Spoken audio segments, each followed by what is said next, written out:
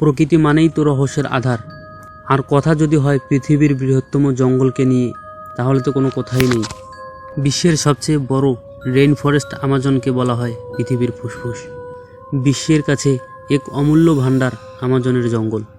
উষ্ণ পৃথিবীতে অক্সিজেন দিয়ে জীববৈচিত্র্যকে টিকিয়ে রাখতে গুরুত্বপূর্ণ অবদান রাখে এই আমাজন। এই অরণ্যের ভয়াবহ ও সৌন্দর্য নিয়ে তৈরি হয়েছে বহু লোমহর্ষণ সিনেমা ও বই।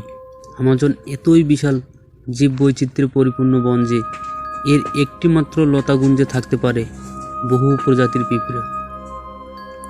এত পিঁপড়া যা হয়তো সমগ্র ব্রিটিশ দ্বীপপুঞ্জেও নেই।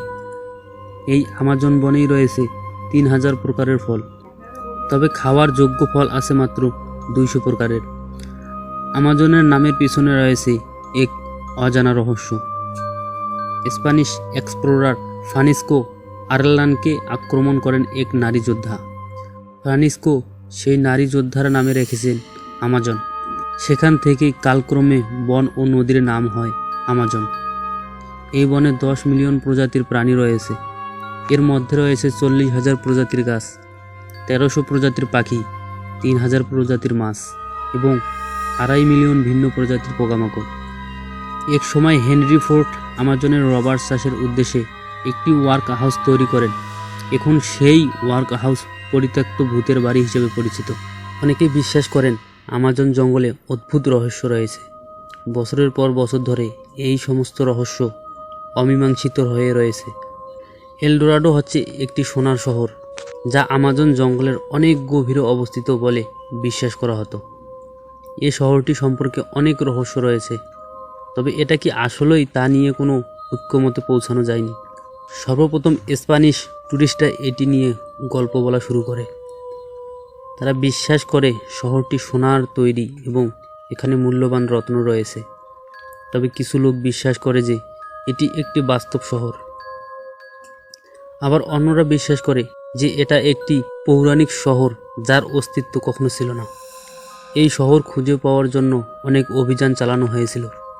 আমাজন জঙ্গলে বরফ যুগের চিত্রকর্ম পাওয়া গেছে। চিত্রে দেখা যায় যে এসব অঞ্চল একটা সময় বরফের যুগে ঢাকা ছিল। এসব চিত্র কিভাবে এসেছে তা নিয়ে অনেক প্রশ্ন রয়েছে।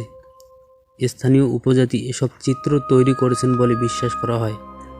2013 সালে আমাজনের মধ্যে একটি অদ্ভুত কাঠামো পাওয়া যায়। অনেকে মনে করেন এটি প্রাচীন সংস্কৃতির একটি প্রতীক। এটি এমন এক বৈচিত্র্যময় বন যা অনেক রহস্য ধারণ করে রয়েছে। সম্প্রতি ভয়াবহ দাবানলে পুড়ে ছাই হয়ে গেছে এর একটি অংশ। আগুনে পুড়ে মারা গেছে কত শত নানান বিরল প্রজাতির প্রাণী। 300 পাউন্ড ওজনের আরাপাইমা মাছ বাস করে এই আমাজন বনে।